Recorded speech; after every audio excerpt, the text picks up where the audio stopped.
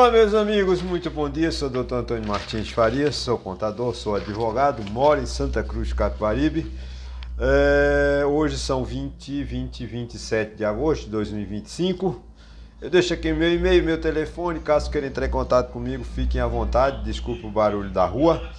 Eu peço que dê o seu like, seu dislike. Eu agradeço muito a esses 786 inscritos. Se a nossa proposta continua até o final do ano, nós ultrapassarmos 1000 inscritos. Eu conto também, eu agradeço também às 76 pessoas que visualizaram o meu último vídeo. Muitíssimo obrigado. Quero dizer que eu estou meio gripado, essa semana não estou legal, o médico me aconselhou a ficar de repouso. Me medicou, eu de tarde para cá não tenho sentido mais febre, estou tranquilo, mas ainda estou muito fanhoso e vou ver hoje a recuperação, né? Mandou beber muita água e estou com uma espécie de virose, um resfriado meio sem vergonha, sei lá, né? Me deu remédio, estou tranquilo, né? Tomei remédio ontem, agora já tomei o remédio, já estou melhor, então ainda estou indo de repouso, essa semana ficar de repouso. Bom, vai falar acho que não é desrespeitar as regras não, né?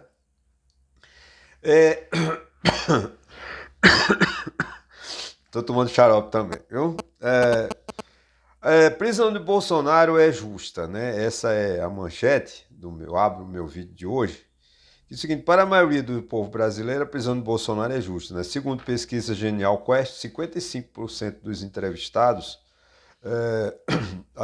acho que a justiça acerta ao apenar, né, o líder da extrema-direita, Jair Bolsonaro, com prisão por desrespeito às leis e às determinações judiciais, né, o Supremo Tribunal Federal determinou que ele cumprisse as regras e ele não cumpriu, ele fez questão de descumprir, né, e incentivado pelo Silas Malafaia, né, assim, não chamar mais Silas Malafaia de pastor, porque de fato ele não é, ele é um enganador, né?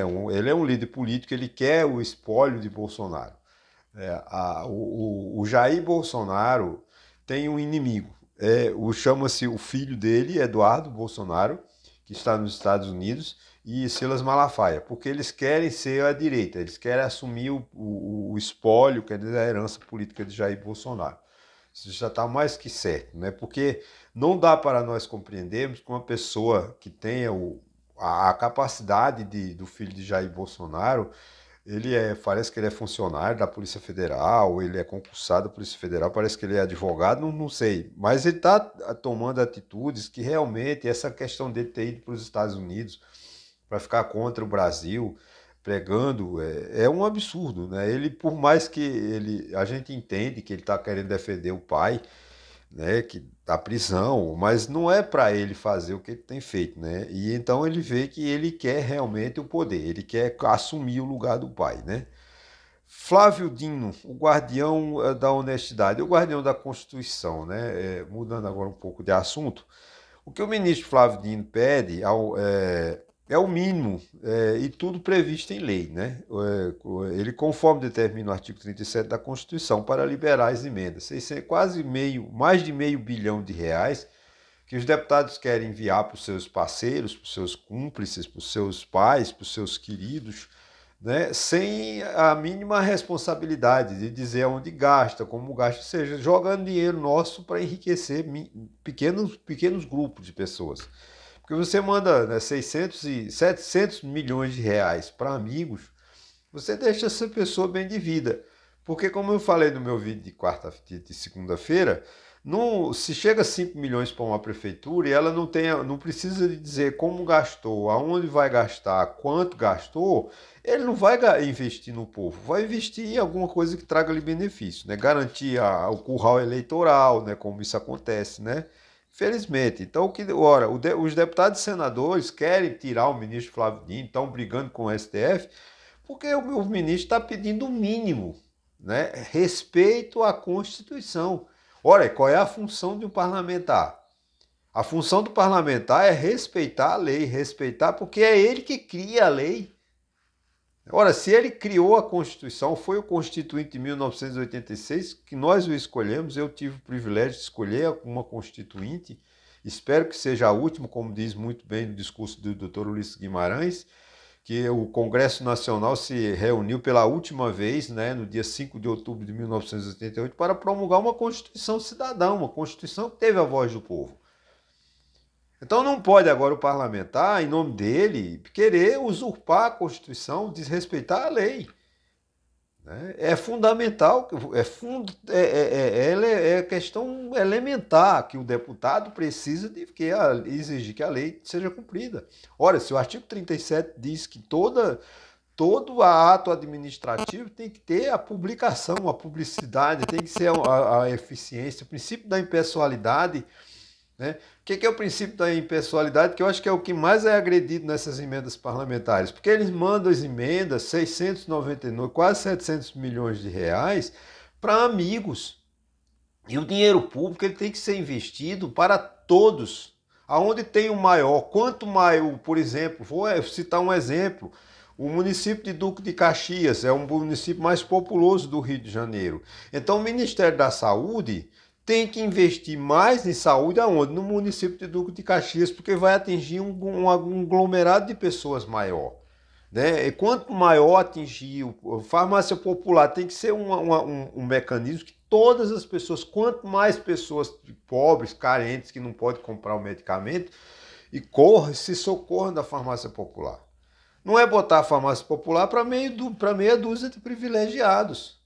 É que esse programa Minha Casa Minha Vida, que eu estou abrindo um parênteses, que eu estou criticando, porque faz a Minha Casa Minha Vida em Santa Cruz de Capibaribe. Mas quem ganha não são as pessoas necessitadas.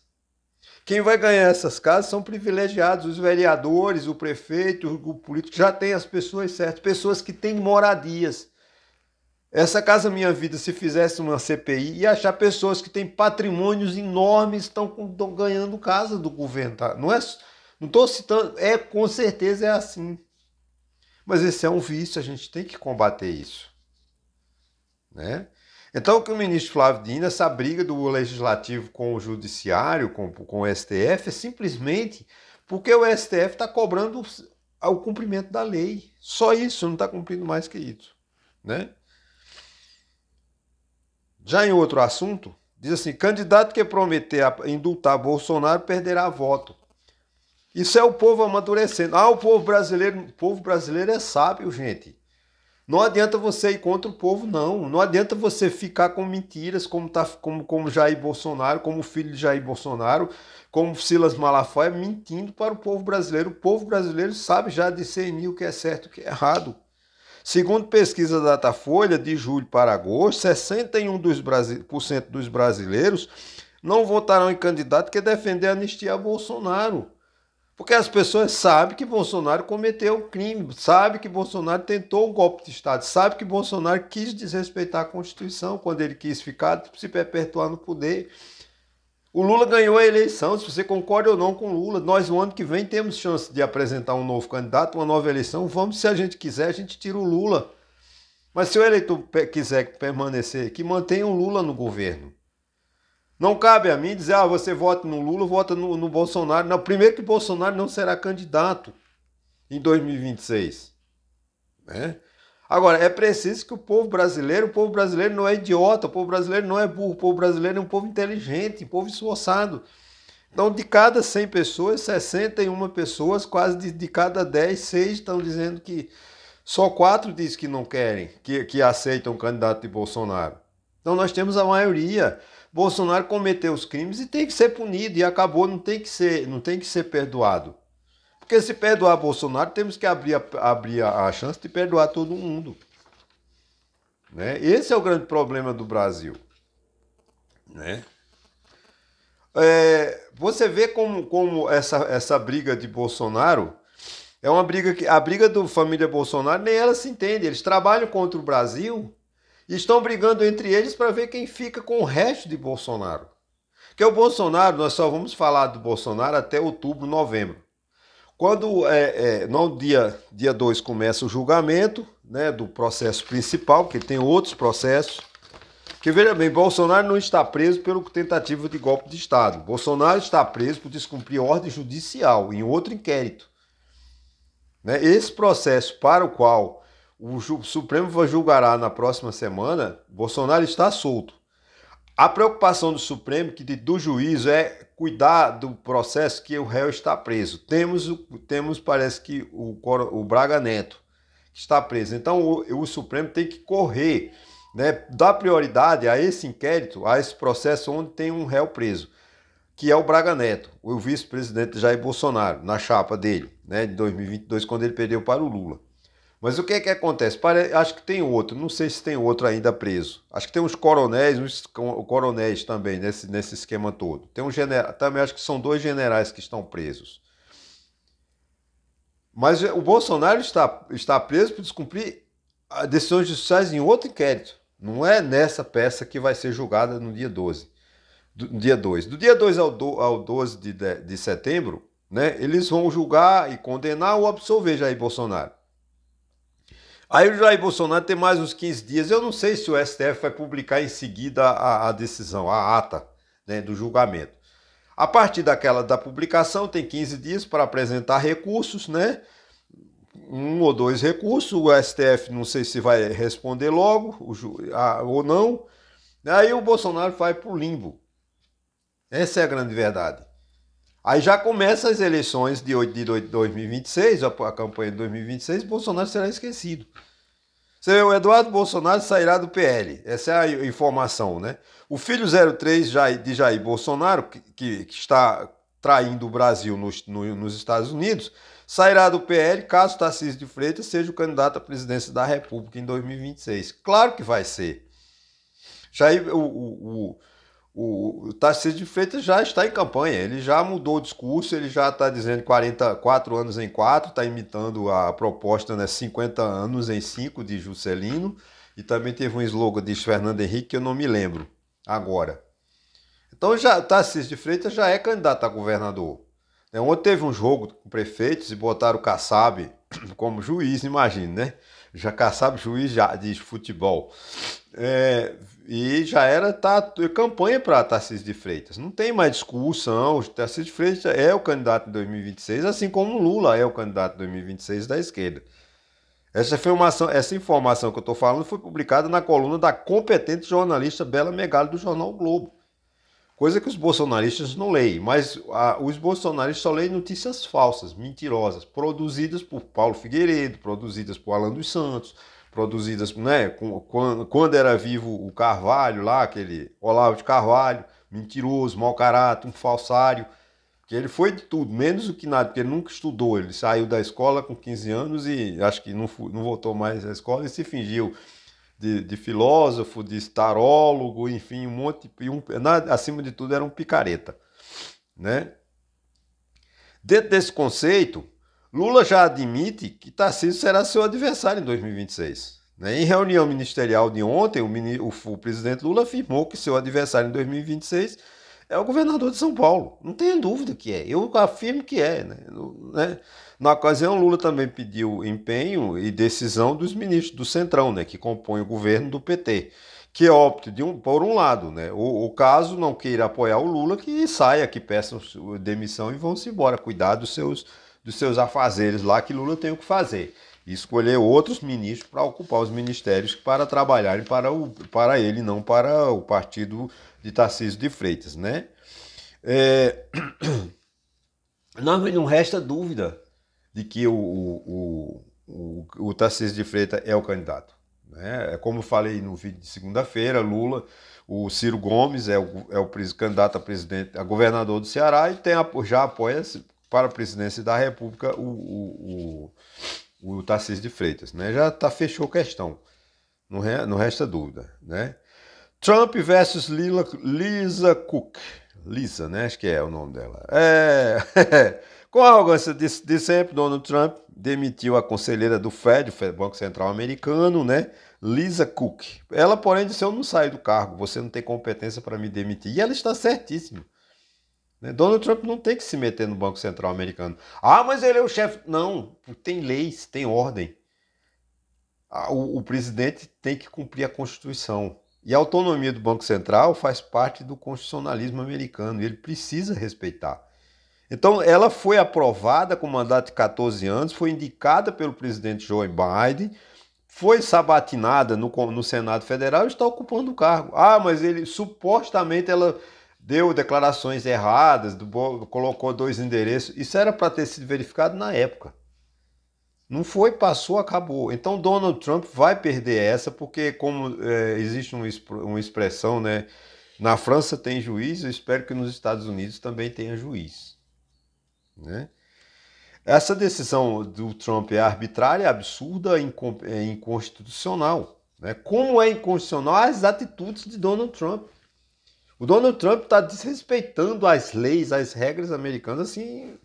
Eu fico procurando aonde está a cabeça do pessoal do Partido Liberal. Do Partido Liberal não, do Partido Democrata. Lideranças como Obama, como a Hillary Clinton, a própria Kamala Harris. Gente, a gente vê um Donald Trump fazendo o que quer, uma ditadura, né? Essa inversão dele, ele tá. Ontem tem um artigo na Folha, no Estadão, de um ex-embaixador brasileiro de muita competência, eu não me lembro o nome dele aqui.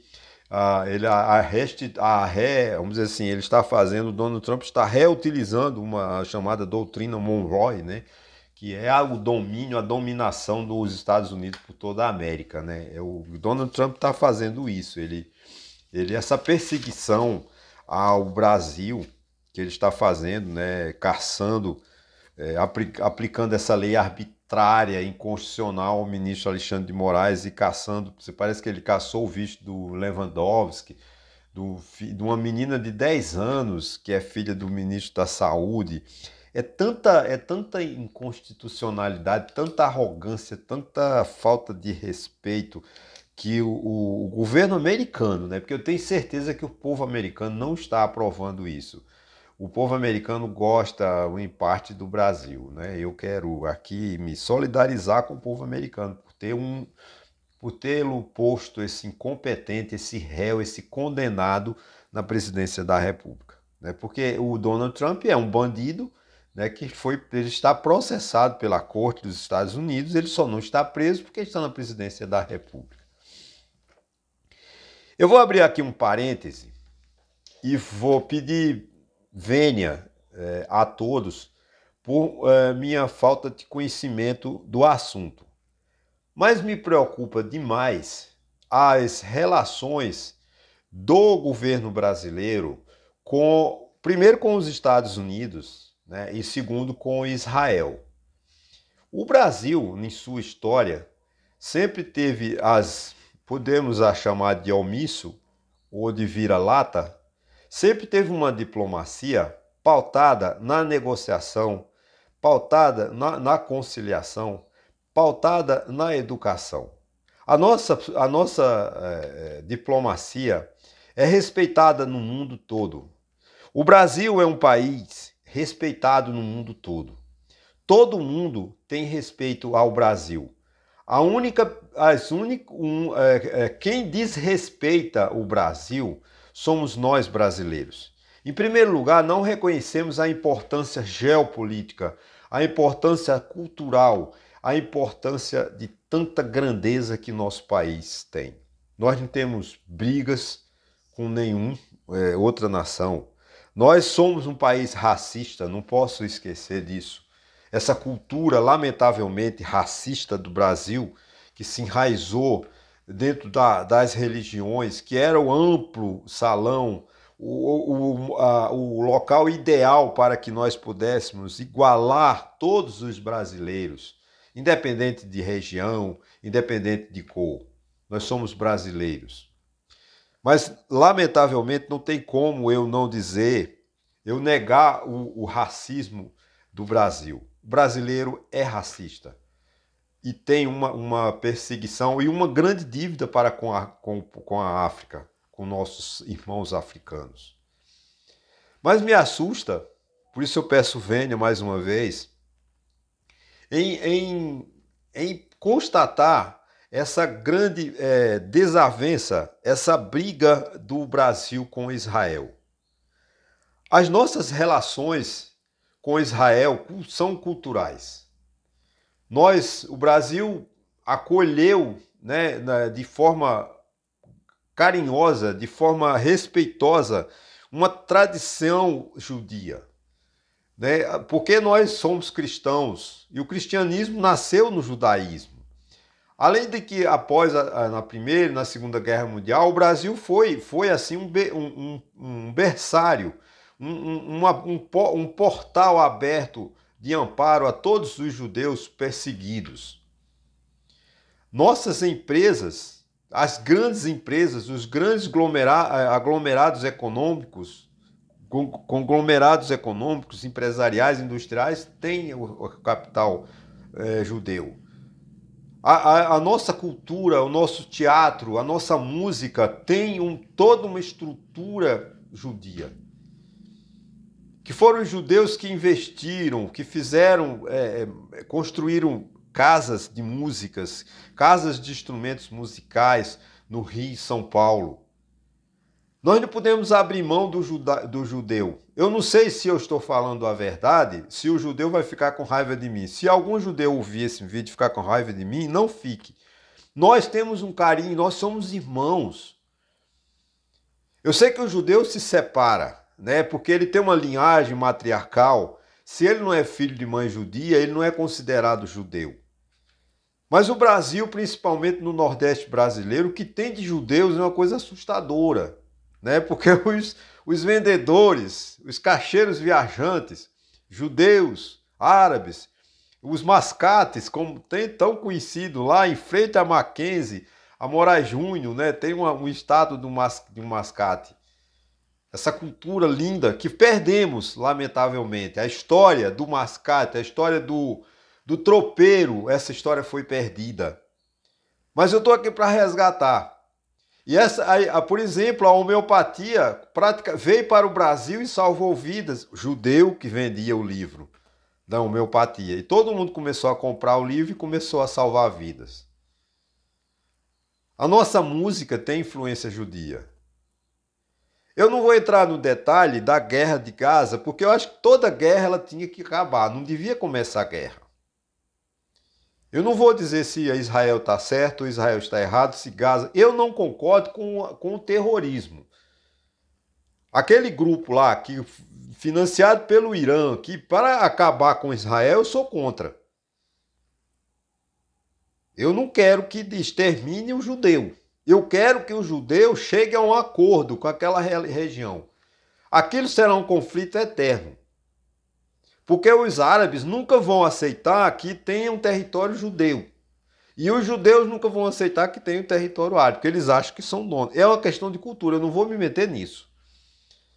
Agora eu lamento, já vou encerrar, a briga do governo de Israel com o governo brasileiro. Eu quero que o presidente Lula tenha a opinião política e diplomática. Agora, eu quero que o povo de Israel, o embaixador de Israel, tenha também a sua opinião política e o seu direito. Mas eu quero respeito. Eu quero as relações diplomáticas entre Brasil e Israel resolvidas. Eu quero um embaixador de Israel atuando no Brasil, eu quero um embaixador brasileiro atuando em Israel. Nós somos culturalmente, não vou dizer do ponto de vista religioso, ideológico, sociológico, mas nós culturalmente somos muito ligados ao povo judeu, porque afinal de contas é o nascedouro do cristianismo, onde todo brasileiro é cristão. Porque quando não é cristão católico, ele é cristão no espiritismo, ele é cristão nas igrejas evangélicas. E também cristão nas igrejas africanas. Porque o mesmo Deus é um só. Não existe dois deuses. Não existe um Deus, apesar do judaísmo entender que o Deus dele ainda virá. Mas é uma questão interpretativa, uma questão ideológica. Eu não vou entrar nesse mérito, porque eu não tenho conhecimento para isso. Agora, o que eu quero dizer é o seguinte, eu não quero briga entre Israel e Brasil. Porque nossos países são irmãos, nossos países têm muita importância e nossos países são grandes e precisam de ter educação, ter uma diplomacia nota 10, como teve sempre a diplomacia brasileira. É isso que eu quero expressar, o meu sentimento meu repúdio a essa estupidez que o embaixador de Israel declarou, o primeiro-ministro de Israel fez uma declaração xingando o presidente Lula, chamando de antissemita. Não quero isso. Tem meios diplomáticos para resolver esses problemas. E eu quero isso resolvido. Porque eu torço pelo povo judeu e torço também pelo Brasil. Agora, eu não concordo com terroristas. Qualquer ato terrorista tem o meu repúdio, tem a minha reprovação. Ok, gente? Muito obrigado mais uma vez e até sexta-feira, se assim Deus me permitir, e Ele permitirá.